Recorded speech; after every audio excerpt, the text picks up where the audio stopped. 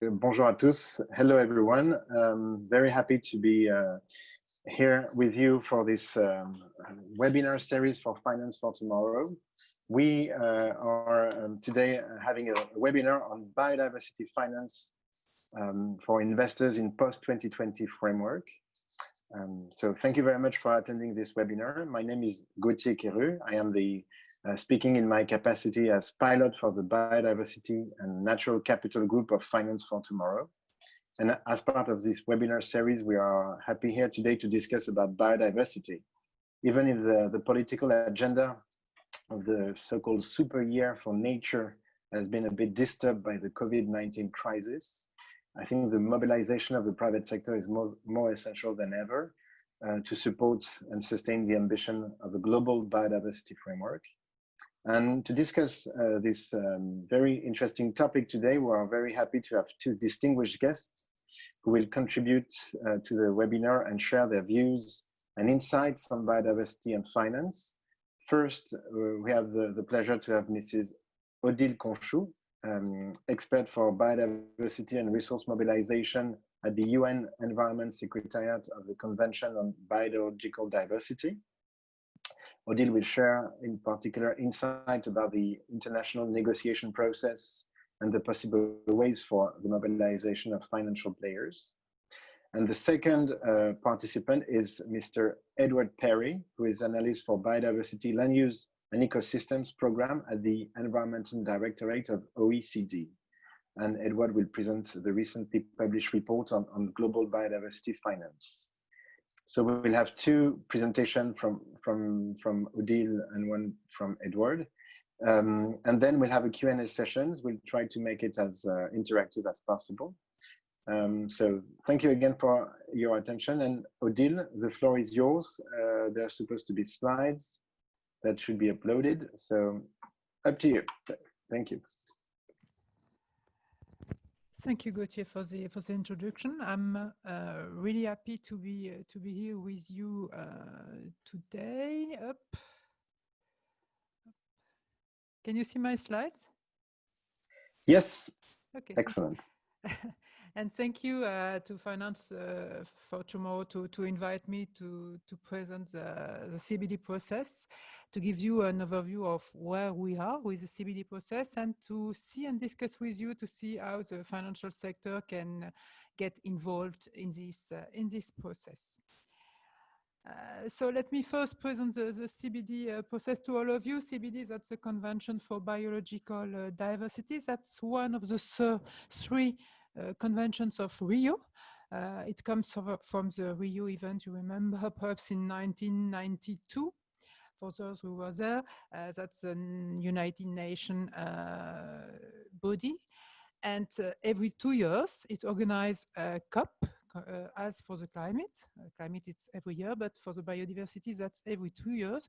And the next one will be the COP15, which will be held in China in 2021. I don't know exactly the date. I don't know exactly the date because everything has been postponed, as you can imagine, because of the COVID crisis. And everything is now reorganized, if I can say. So the CBD process, that's party-driven mechanism. That means that's organized by and driven by the governments, but with also observers as NGOs and businesses. It's now a 2-year process because it has been postponed, and the aim is to adopt a new framework for the biodiversity by all the governments, which will be represented at the COP. And that's the same process at what happened with the climate. And this COP15 is really important. It's like the COP21 for the climate. It's so important as this one. So this new framework will be adopted for the next 10 and 30 years. In fact, after several consultations, the first steps have been completed, and the zero draft has been launched in February 2020 in Rome for the so-called OEWG2, which means open-ended working groups. That's a meeting with all the countries present and, as I said, observers, in order to discuss and begin to negotiate the zero draft. And this zero draft is built around a theory of change, and it raised that there is an urgent need of policies actions at all levels to transform economic, social, and financial models in order to stabilize by 2030 the loss of biodiversity and to allow by 2050 to recover biodiversity and to achieve the mission, the vision of living in harmony with nature, which is the main message from the CBD, Convention of Biological Diversity. And if I may, that's particularly relevant now with the COVID crisis that we are experiencing and the link between biodiversity destruction, human health, animal health, and so on. And we will speak of that later. So the next steps of the process, if you remember what I showed before, are what is called the Substar 24 and the SBI 3 meetings. These names and these acronyms, complicated acronyms, means for the Substar, that's the scientific body, if I make that short, of the convention. That's a place where the goals, the targets, and the indicators will be discussed and negotiated also with all the parties. So the goals and the targets, which are in the global biodiversity framework. Now we have 5, but it will perhaps change, and what will be the goals, we'll see. During the SBI meeting, SBI, that means subsidiary body of implementation. And during that meeting, the main conditions for the implementation of the global biodiversity framework will be discussed between parties and observers. And that's mainly the mainstreaming, so the integration of biodiversity in all the economy, the mobilization of resources in order to finance this implementation, and also the capacity building of all actors and other topics also. But these are the 3 main topics. So what appear now in all discussions, it is recognized by, I would say, everyone, that the parties and the countries alone won't succeed in implementing the GBF.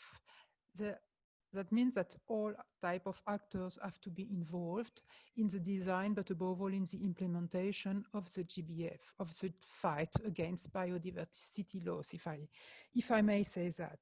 And the financial sector is seen as a critical enabler of transformative change, sorry with my English, in the economy and in the markets. That means that its contribution is really important and seen as a main actor for financing and also helping to make this transition in economy and in all these activities toward a sustainable pathway. So that means that's a huge challenge for the financial sector, or an important challenge for the financial sector. And there are 3 ways to achieve that we see at the CBD, but that's every type of actor working on sustainable finance are seeing also. That means first, reduce the nature-related risks in the portfolio by applying standards, biodiversity standards, or mainly environmental, social, and governance standards, including biodiversity standards, because a lot of banks, funds, investors, and so on are still applying ESG standards and integrated that in the financial decisions. Mobilizing more finance or at scale to invest in projects dedicated to biodiversity, and we speak a lot of nature-based solutions, which are also linked to climate change and to fight against climate change. And finally, reporting and disclosing on the risk and impact, and with the necessary methodology and tools. For that means integrating that at the strategic decision-making and organizational levels of FIs. What we propose at the CBD for the next meeting of this process and for the SBI meeting, as I told before, is to integrate the role of the different type of actors and private and public financial sector in the global biodiversity framework and the related policy documents. So that's the first way of action that we can have. And that means in the mainstreaming and in the resource mobilization documentation. That's something that was asked by the previous COP, the COP14. They asked to develop what is called a long-term strategic approach for mainstreaming biodiversity in the economy, and with the help of two groups of experts. And in this group of experts, there are some people from business and banks also. And these experts worked during 1 year, more or less, and developed a strategy and a detailed action plan, which will be presented at the SBI 3. That means that they are not adopted, and I'm sorry, but I can't say what is in, but what I can say is that they focus on the role of all type of actors and on the integration of biodiversity into businesses model, operation practices of key economic sectors, including the financial sector. So there is a focus in terms of goals, in terms of targets and indicators, also on the financial sector. On the resource mobilization part, we speak of the needed resource to implement the global biodiversity framework. Edwards will give you some figures, so I won't say that, but he will develop that afterwards.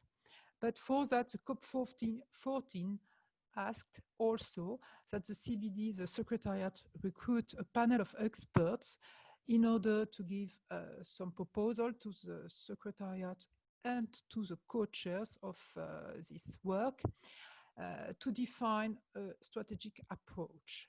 So this strategic approach that we are proposing in the documents submitted to the SBI 3 are based on that, and also on several workshops and studies which are currently made.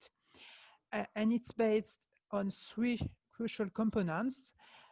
First of all, to reduce or redirect resources which are harmful to biodiversity, to generate, secondly, additional resources from all sources, that means public and private, governments, international funding, but also public and private financial sources by the financial institutions or by the business, and enhance the effectiveness and efficiency of the use of these resources. And for that, as I said before, all actors have a role to play. And the synergies between climate and biodiversity resources are also mentioned. The second way to work with the financial sector is to develop partnership with it, and above all, I would say, to allow it to be part of the process. And for that, we are organizing events during the SBI and during the COP in order to invite the financial sector to be part of the process. During the SBI, we are organizing 3 side events on the opportunities of financing with Mirova and the Pension Fund of the Quebec. The second on risk assessment, regulation and reporting with the UNEP-FI. The third, the role of development banks with World Bank, with Inter-American Development Banks, and with IDFC, which is a network of development banks. And the second one is during the COP, every 2 years, there is a 2 days high-level event dedicated to business and biodiversity. And this year it will be dedicated to business, finance, and biodiversity, with 1 or 2 sessions dedicated to the financial sector. Another way to do is to participate to events organized by the financial sector in order to explain, to raise awareness, and to see what can be developed as partnership, and that as of today, for example, or to develop partnerships. And the second way to act with the financial sector is to participate to the coordination or to some working groups in preparation of the COP and the implementation of the GBF. The first one is the Task Force for Nature-Related Financial Disclosure. That's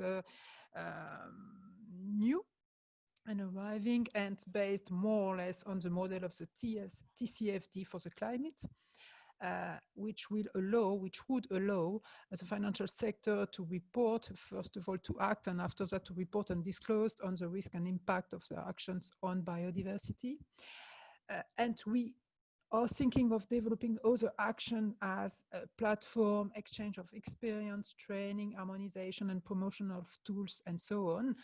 And I would be really happy to know if you have needs, if you want to partner. I'm really happy to hear that. Thank you. Okay, thank you very much, Odile. Thank you for the very insightful presentation, also very precise on all the processes and acronyms that there are in these types of international organization, but it shows also a very robust structure in place. I think the slides will be shared after the event available. Maybe I suggest to add a glossary in the end with the various acronyms so that people can... It's feasible. Okay, excellent. Thank you very much. Now I would like to move on and give the floor to Edward Perry from OECD. Edward would like to present the latest OECD report on comprehensive overview of global diversity finance to also see where we stand currently on biodiversity finance.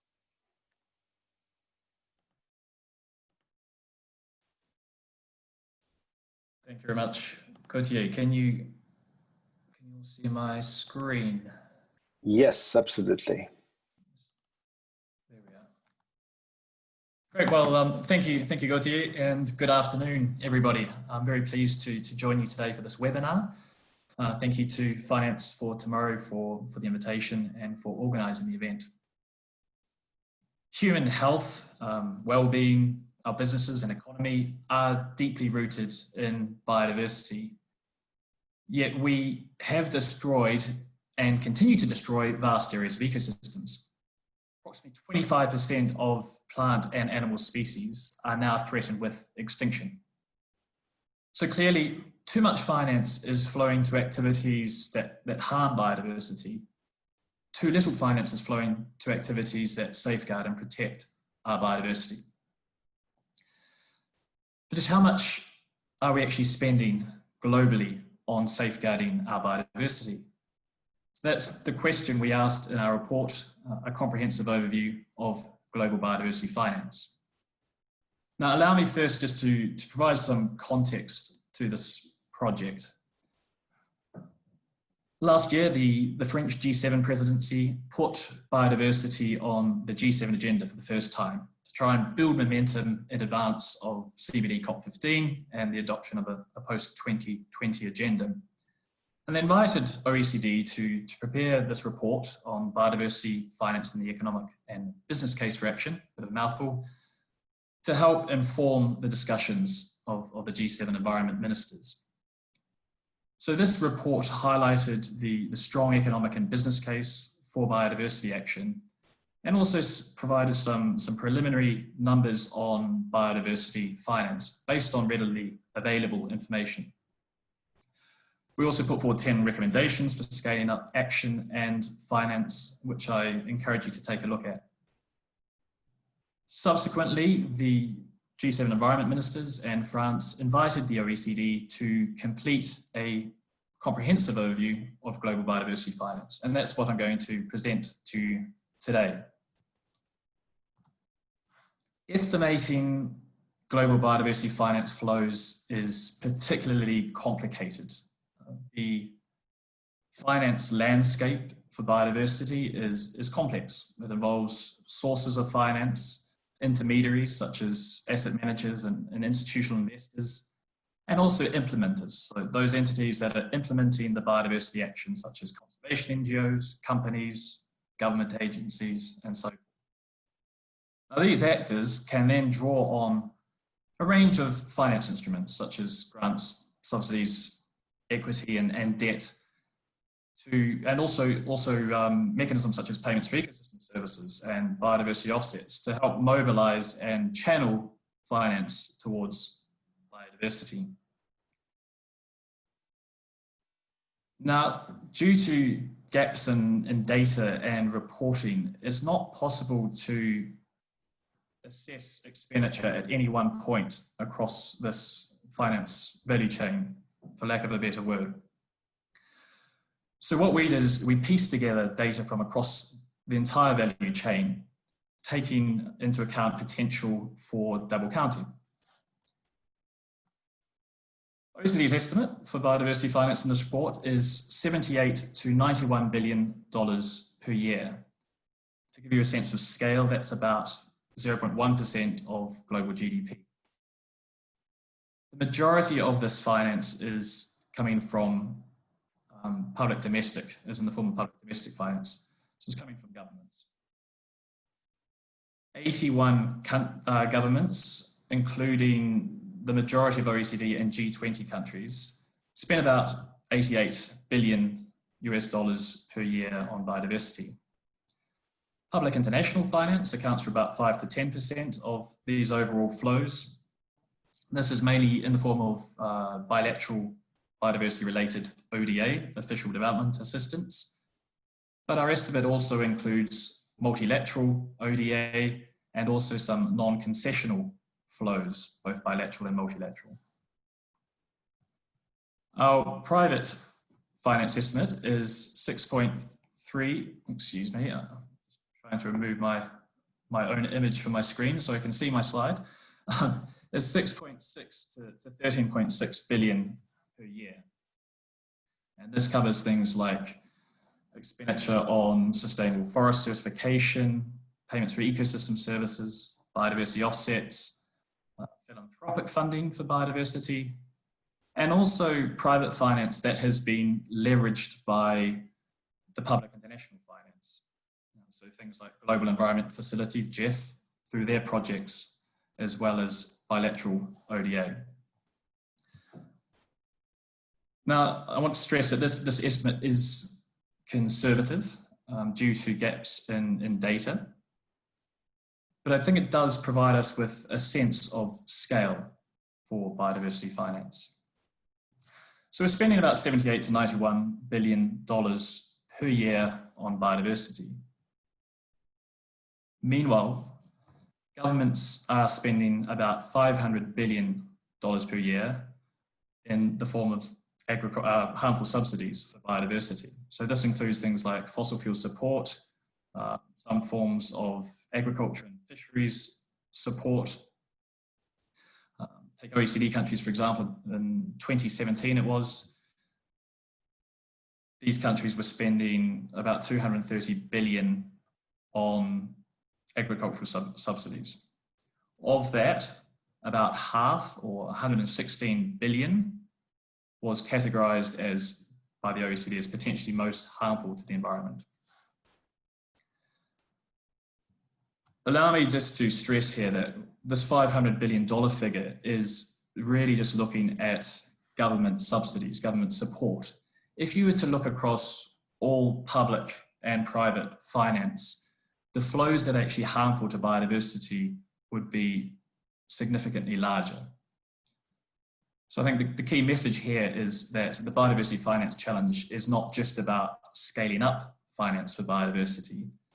It is also about reducing these harmful flows. And of course, that will then reduce our overall financing needs for biodiversity.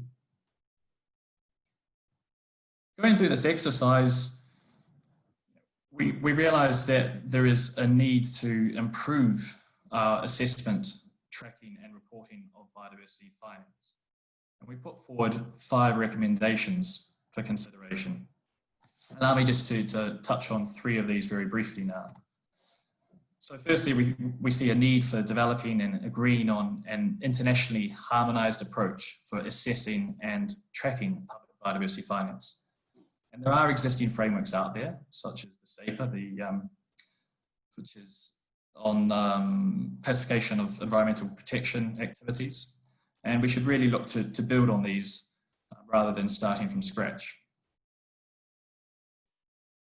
We also see the need for improving assessment and tracking of private finance. And this could, work in this area could build on OECD's research collaborative on tracking finance for climate action. And finally, as well as looking at the positive flows for biodiversity, we also need to get better at assessing and tracking harmful public expenditure.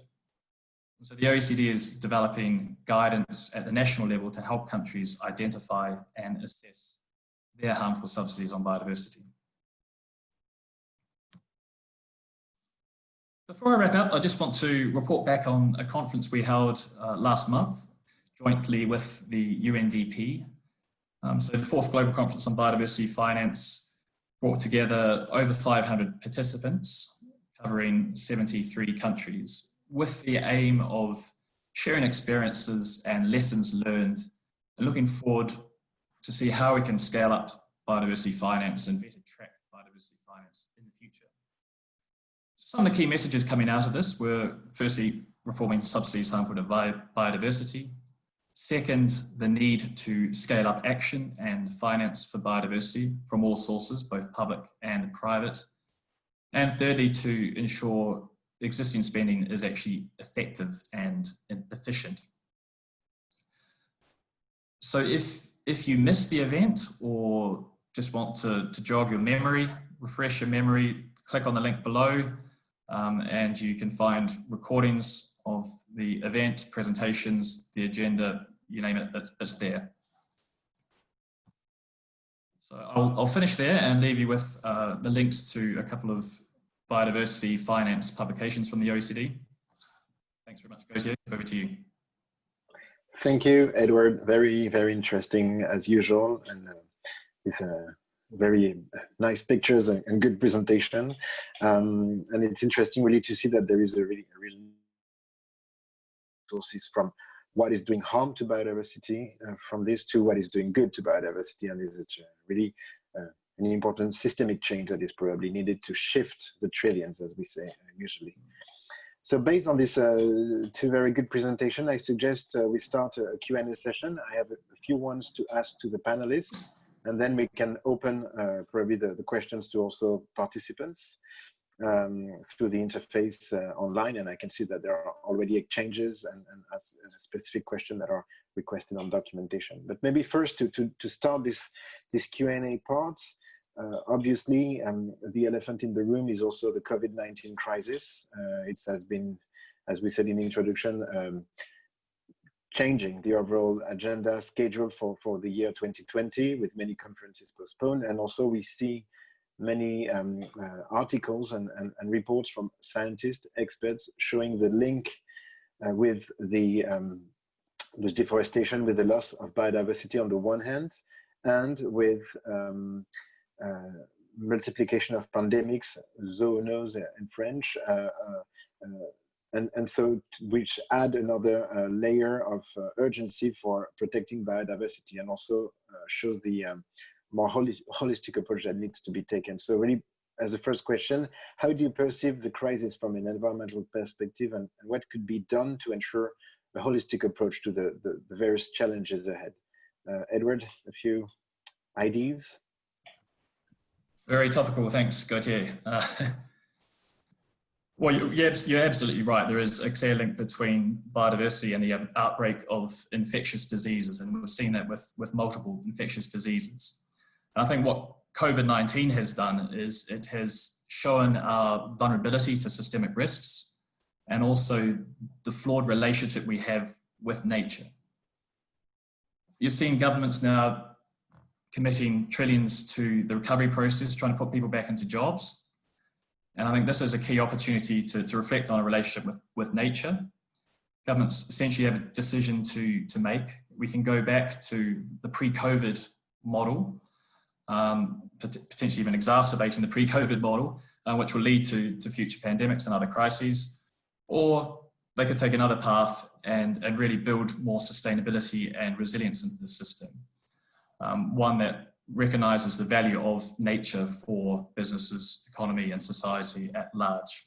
And in terms of how they do that, certainly you use the word holistic. I think that's really important. We need a holistic response, promoting policy coherence, integrating biodiversity into those responses. And a couple of specific things governments can do. Firstly, let's not backtrack on environmental regulation. That's happening in some countries. Other countries are strengthening the regulations, for example, on wildlife trade. Screening some of the stimulus measures and packages. Attaching conditionality to bailouts, environmental conditionality. but also looking at things like harmful subsidies. Can we scale back or perhaps shift the subsidies? OECD work, for example, has shown that subsidies for fisheries, if you shift the subsidies that are going in support of inputs such as fuel towards more sustainable activities, you actually get benefits both for biodiversity and the livelihoods. Environmentally related taxes is another one, so it's getting these economic signals right. And finally, we should look for opportunities for win-wins with nature-based jobs. And my country, New Zealand, has actually just announced a package. So I think they're committing, I believe it's over $1.1 billion to create jobs in nature. So jobs protecting biodiversity, things like trapping ferrets, stoats, and other pests in New Zealand, which run riot and affect our bird life and agriculture. So those are just a few thoughts for how governments can proceed coming out of COVID-19 to ensure a more sustainable and resilient development forward. Thank you, Edward. Odile, any views or experience to share on this response to COVID-19 jointly with biodiversity issues and in a more holistic approach? I won't repeat what Edward said because I fully agree with him that the recovery has to be sustainable if possible, but not as it was before, or it will begin if I can. Now we will have other crises and so on. So everything is said about actions from governments and so I fully agree with that. I think that, as I said before, all actors have to be involved and to take that into account. Not only governments, but also business, but also finance, as we are speaking of that, have all to take into account that biodiversity is really important, and the health of ecosystems and of nature, if I can say, is so important as the health of human beings and of animals. And in that sense, I would speak of not a new, because it has now 10 years, but an initiative developed by the World Health Organization, World Organization for Animal Health and Food, and the FAO, which is One Health, and that's really appropriate now to consider at the same level the health of, as I said, of human beings, of animals through the medicine, of animals through veterinary things, and of the ecosystems. And very often the third one is not so well developed as the two first ones. So that's an interesting things to look at, and also an help for governments to think about that, but also for the project. And if I look at what could be feasible, I can look at what my previous experience, because in the CBD, I'm quite new in the CBD, and I'm seconded from the French Agency of Development, where I used, which is also a development banks, where I used to work several years. And this agency is financing, in that sense, a lot of projects which are related to these three types of health, like public health system, drinking water, which is also a way, health centers in rural areas, like veterinary policies, but also how to manage natural resources, natural area, how to help agricultural project and value chains to be more sustainable, to be certified, for example, same thing for forestry, and so on and so on. So a lot of things can be done now, or can continue to be done. Thanks. Okay, thank you, Odile. Maybe jumping on this context of the COVID crisis, which seems to be a good opportunity also for systemic changes that were called for many years, but now maybe with these tangible problems that you related also with the link with pandemics nature, it's probably a good time to reset processes and find ways really to massively mobilize financial actor to the transition. We see a lot of calls for action and in the newspaper, op-ed, etc. But in the CBD process, Odile, what do you see? You presented the overall process, context, structure of the discussion. What is to you the greatest barrier for the mobilization? And so what is your priority to engage the financial sector in the CBD in the next months? What is really the priority for you?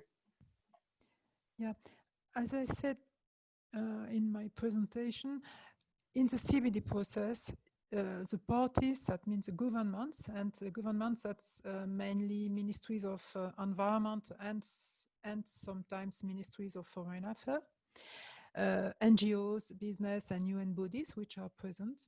And the financial sector is not represented, except some international development banks like World Bank and so on, but or the GEF, but the financial sector as such is not represented. And that's the first thing, and that's a barrier because when you are not there, you can't participate, and you can't, you are not aware of what is happening. And I meet a lot of organizations or banks and so on who have no ideas of what is happening in the CBD process. That's the first thing. The second thing is that except some pioneers as Mirova and as others, funds and so on, we have to say that the financial sector is not so involved in the biodiversity as it is involved in the climate change, for example.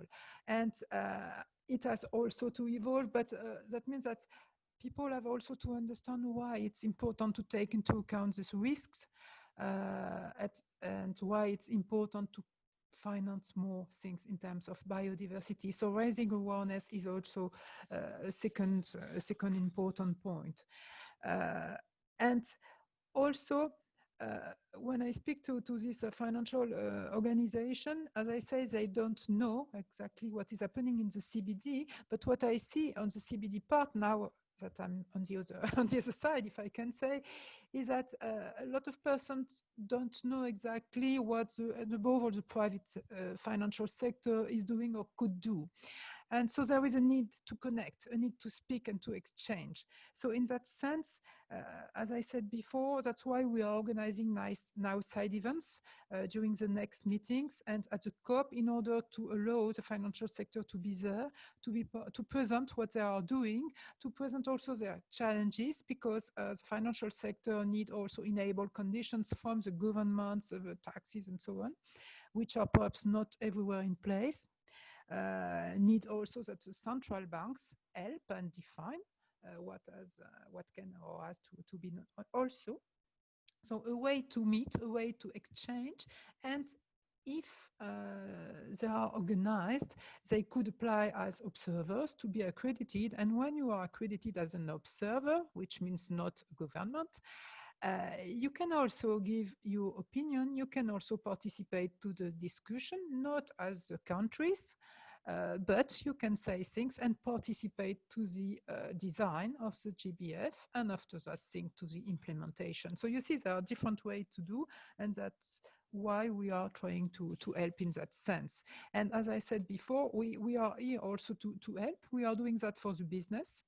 And we can, and we wish and we want to develop that with the financial sector. So please say also what you would like to have or to see. Okay, thank you, Odile. And I think what we're trying to do at Finance for Tomorrow is also to connect the dots and ensure that these links are established. But of course, it's just one piece, and we need also more and more actors. The fact there are many participants attending this webinar is also encouraging, and will ensure that information is disseminated through the networks of Finance for Tomorrow. Edward, maybe a quick reaction on your side of where you're focusing with your reports on really the resource mobilization and the need to involve more private capital in particular. In your view, what is really expected from the CBD process? What is really needed to mobilize more resources? Yeah, thanks, Gautier. So for me, the post-2020 global biodiversity framework is of huge importance, as it really is going to determine our actions on biodiversity for the next 10 years. Now, an effective framework will provide an imperative and guidance for governments to go away and strengthen their policies at the national level. And it will also help provide clear policy signals for the private sector. And that's really important if we want to see flows heading towards, financial flows heading towards biodiversity objectives. Now, I stress the word effective because, you know, there are a couple of things that I think are needed to be effective in a post-2020 framework. Let me just touch on 2 or 3 of these. So firstly, we need specific and measurable targets in this post-2020 framework. And that's an area that we're working closely with governments on. So we need targets that are also consistent and comparable across countries. Second, we need to think beyond protected areas. Now, protected areas are going to be an important part of the framework. They always are going to be important for biodiversity, but we need to also, as Odile emphasized in her presentation, we need to think about mainstreaming biodiversity through business, finance, different sectors and policy areas. And I think this whole concept of mainstream is going to be critical, and having specific measures on that will be important in that framework. And that brings me to sort of a related point, which is around aligning and scaling up both finance and economic incentives for biodiversity. That's clearly going to be an important part of a post-2020 global biodiversity framework. I already mentioned the importance of reforming harmful subsidies. So governments are starting to send the correct signals to the private sector. And in fact, the OECD is working to develop guidance on how to reform those subsidies. Another area is around the use of economic incentives, such as taxes, and fees, charges, payments for ecosystem services, and so forth. So this is something that the OECD actually tracks through our PINE database. And we've seen good progress in recent years, but really these instruments are massively underutilized for biodiversity. So I think having clear targets around these issues of economic incentives as sort of part of this broader concept of resource mobilization and mainstreaming are going to be fundamental. Thanks. Okay, thank you. So I know that, yeah, there are, I mean, the framework is key, the signal sent, the right public policies are needed to enable more financing that are good for biodiversity. But also from if we go back to, or if we go at the level of from a business standpoint, why should financial actors care about biodiversity more concretely from a risk perspective? And maybe this would be a question for Edward, and with the concept of dependencies, for instance, and from an opportunity standpoint, and this would be a question to Odile, how can nature-based solutions be attractive? What is the opportunity to invest in biodiversity? Maybe Edward first on risk and dependencies. Yeah, good. So the finance sector and businesses, I think, will play a pivotal role in addressing and implementing the post-2020 global biodiversity framework, as Odile said. And you know, they have good reason to consider biodiversity too. So obviously businesses and finance, the finance sector, the organizations that invest in businesses impact biodiversity. Perhaps what's less understood is this concept of dependencies. They also deeply depend on biodiversities for goods and services. So take agriculture, for example. 75% of the world's crops rely on pollination from birds, bees, bats, and other animals. It's important for soil fertility and so forth. You look at other sectors, and pharmaceutical companies actually depend heavily on biodiversity for the design of their drugs. Tourism requires, you know, vibrant coral reefs, biodiversity-rich forests, and perhaps in Africa, the hope to see the big five in the African game parks. So there are some key dependencies for businesses and the financial sector. And these dependencies and impacts translate to various risks. So the things like ecological risks, when water is no longer, clean water is no longer available for beverage companies, for example, or your coral reefs are now destroyed, which your tourism depended on. There are regulatory risks, there are liability risks, financial risks, for example, there's increase of insurance premiums. And there are also risks around reputation and market risks as consumers start to move towards or express their desire for more sustainable products going forward. So clearly some dependencies risks to consider, and also I won't touch on this now because I think that's what you want Odile to speak about, but also, you know, there is this question of opportunities as well. So it's both a question of a game of risk and opportunity when it comes to biodiversity finance. Thank you. Thank you, Edward. Odile, we want to say a word of nature-based solutions, which is often a buzzword these days, are opportunities also that can be attractive to financial players. That's, I would say, the more complicated question. Yeah. Sorry. No. No, because I remember several times when I heard, you know, the market is small, the projects are not bankable, the projects are not profitable or too risky, we don't want to finance biodiversity projects. I heard that several times. So now it's evolving, but that's a fact that the market is small and the projects above all are sometimes small, coming from NGOs and so on, and not bankable.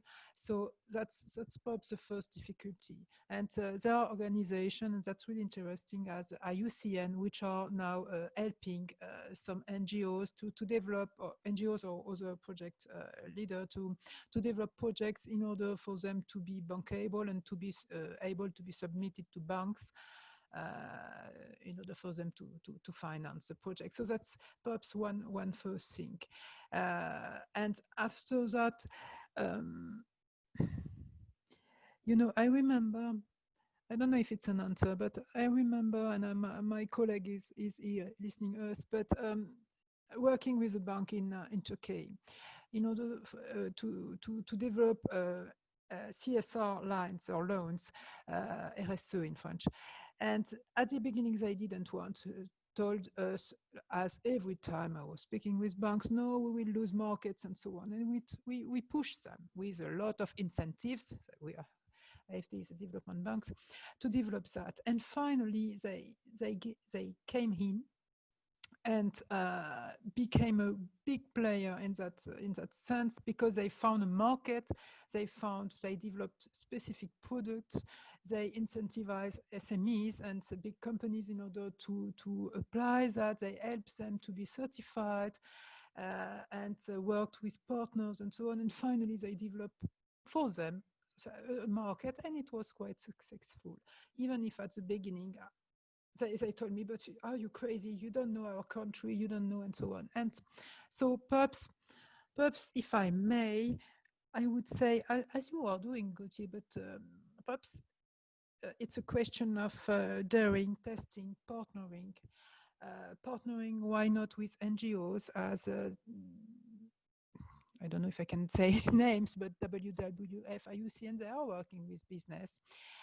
Partnering with Chamber of Agriculture in order to see what the agricultural sector is needing and how to partner to develop certification and to develop a market for that and to finance that, or Chamber of Commerce, that's in France, but in several countries that's also the case. Partner with international finance or ADEME in France for the climate, and so on, to be able to blend the private finance and as I heard once, as you also say, to the risks, the private finance, to share that with public finance or international finance and develop blended finance in order to begin this market and to allow to have loans with better conditions and perhaps less risky, even if the returns are not so good, but it can be a small part of portfolio and after that being higher. So that's, you know, and NBS, to come back to your question, that's interesting because that's a mix, if I can say, of climate and biodiversity issues. And climate as a financial sector is now used to that and familiar with that, and it's a way to enter in the biodiversity world from the climate world. If you take examples in cities, very often the NBS are climate also solution in order to lower the temperature, to make more water and so on. So it's also a way to begin with the biodiversity coming from the climate, and there are several banks, or the biggest as the Green Climate Fund and so on, which are now developing NBS adaptation projects, which are both climate and biodiversity. So I don't have one answer. I have some examples. I would say, let's go, let's partner, because that's really important to not be alone to finance that. I know that banks are asking for examples. The European taxonomy is interesting for that, but that's mainly for climate, and they will develop that more for the biodiversity side, but not yet, but it will come. Yeah, need for tools, need for examples. So I think also your network is interesting in order to share example, to share what can be done, to share tools, to share experience. That's what I can say. Thank you, Odile. And what I can say also in this respect, and because these are also questions asked through the interface on how can we make a biodiversity-friendly project, nature-based solution project attractive to investors. This is what we're also working on Finance for Tomorrow with a working group with a few events, including last year we organized Investing in Nature event, showcasing concrete examples, commitments from new also entrepreneurs. There are really new business models developed, and we will have further publication in the coming month as well. But I think definitely innovation is key from the operators on the ground and also from the financial sector to find the right tools and to adapt to the reality of underlying project and make the most of what they can deliver for the people, for the planet, and from a financial standpoint. I can see, yeah, several questions. I'm trying to take a look at the same time. Edward, when looking at a few questions, is there anyone you would like to pick, or I'm just also checking it at the same time? I'm just waiting for a very noisy machine to pass. Okay. Let me know when it has passed. I think there are a mix of two questions. I think from one with respect to methodology, typology, classification, indicators, which is obviously what is needed to make the right decisions, and other which are more related to business models and the profitability, which we discussed a bit. Maybe on the typology, the criteria, the classification, anything you would like to add or comment on? Yeah, sure. So in terms of classification and typologies, I think we've been talking about green finance and sustainable finance for some time, but biodiversity really hasn't been part of that discussion. And I think it's because it's a slightly more challenging concept. It's much harder to measure as well. You can't talk about a ton of biodiversity like you can for climate change. So that's an area that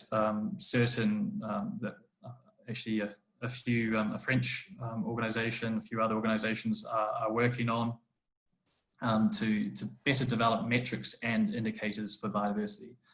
So there's certainly stuff in the pipeline, and I think that what we haven't got to yet is having agreements on what the most appropriate metrics are for specific situations. So developing metrics is going to be a big part of that, I think, in terms of integrating biodiversity into this green financing space. I think something that's really promising is the EU taxonomy and the EU Sustainable Finance Action Plan. So I think what's great there is that we're finally looking beyond just climate and recognizing also that some of our responses, for example, to climate change, could complicate things for biodiversity as well. So if we really want to be green and sustainable, we need to start looking holistically. And they are working now to to better define that area of ecosystems. I think it's by the end of next year. So I think that's a really promising initiative that we can build on. Okay. If I may, maybe one last question, because we're close to the end of the webinar. I can see that Thomas Huisson from AFD is very active on the chat. He's saying, probably a question to Odile: how do you make sure budget financing is not crowding out private funding and conversely used to reach scale and make nature-based solution projects more commercially attractive for private funders? Well, it's a tough question. Thank you, Thomas. Odile, any reaction, or maybe you can then have a direct discussion with Thomas for a thesis on this topic. But any reactions? Yes, thank you, Thomas, for asking this very easy question. No, I don't know exactly what to answer. To make to make NBS more commercially attractive for private funders. Yeah, I will repeat what I said before.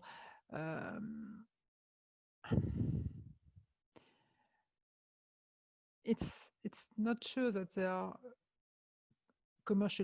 not sure that they are really commercially attractive now, and it's a difficult market, as you know, as you are also trying to do. But I think that if the banks and investors want to begin, and it's easy now for me to say that, but nevertheless, I would, as I said, partner with dedicated biodiversity bodies which knows more the field, which knows what are the problematics and what can be the solution, in order for the bank to finance the good solutions and also to be able to advise with his partners, the clients, to develop the good solution at a good price and with good results, because that's question of commercially, that's question of return. And not too risky project, but also I would say, and at the beginning also, of image, of reputation, and of attracting new clients and new product and new solutions. So I would begin like that. It's not sure that it will be so attractive at the beginning, but you know, you begin to have some seeds, and after that you hope that it grows and gives trees. That's a good image for the biodiversity, but and it's perhaps a way to develop that, because that's true, that's not an easy market. But also another point is that there are things which are related to biodiversity, to the fight against biodiversity loss, and which are perhaps more common, but with more biodiversity inside, you can have co-benefits as cities project, as water treatment plants project, which can be designed on another way, more biodiversity friendly, as energy project also, which can be designed with some expertise in biodiversity, and you have a project with co-benefits in biodiversity, climate, and infrastructures and so on. So as you said before, that's a way to innovate. And for that, you need to partner with organizations who knows. You need to see what are the help of the clients and what can be proposed to them. Perhaps it's a different way to finance. It's perhaps longer, more difficult, but the results will be different, and the portfolio and the risk of the portfolio will be lowered also. I don't know if it answered to the question of Thomas, because I know Thomas and I'm sure he will not be satisfied, but based on the experience I had with some projects in IFT, that's the way we were doing that. Thank you, Odile. And really, I think you can continue the discussions afterwards over the phone with Thomas. And speaking of opportunities, on my side, I would like really to say that we see in Finance for Tomorrow a lot of initiative with respect to agroecology, agroforestry, regenerative agriculture, which is really gaining momentum. And we see really a positive trend in that space. So it's probably where opportunities lies as well. So it's 6 p.m. So we have it's time for the really final conclusion. First of all, I really would like to to thank the two panelists for their very useful and interesting presentation and the answers to the questions. So a round of virtual applause to them. Thank you again. There were unanswered questions, but of course there are possibilities to exchange further information afterwards. We will share the presentations, and also the panelists Odile and Edward have shared some references, publication, good reports that you can consult afterwards if you want to dig further into the biodiversity finance topic. I think what we learned from this webinar is that biodiversity finance is definitely the next frontier for sustainable finance. And there is a great momentum enabled by public policies, but also with great challenges ahead. And this is really through partnerships between public, private sector, as well as civil society, that we can together meet these challenging goals. And it also means that there are efforts to be made from everyone, and the private financial sector has to take its part by improving its understanding of biodiversity. This is what we're trying to help by establish more methodologies, by innovating, and this is really where work should be and effort should be paid, we believe. There are ongoing initiative, coalition that will be supported, and be assured that in Finance for Tomorrow, we will continue to try and play our role as convening partner and help coordinate people. So feel free, either private finance actors, public partners, civil society, to reach out to us. So thank you again for everyone. And I would like to make a special thank you also to Natasha Boric from Finance for Tomorrow, and Pauline and the team for the great coordination, help in setting up this panel that went very well. So thank you again, and have a great evening. Thanks a lot, Gautier and Natasha. Bye. Thank you. And Pauline. Thanks very much. Good evening.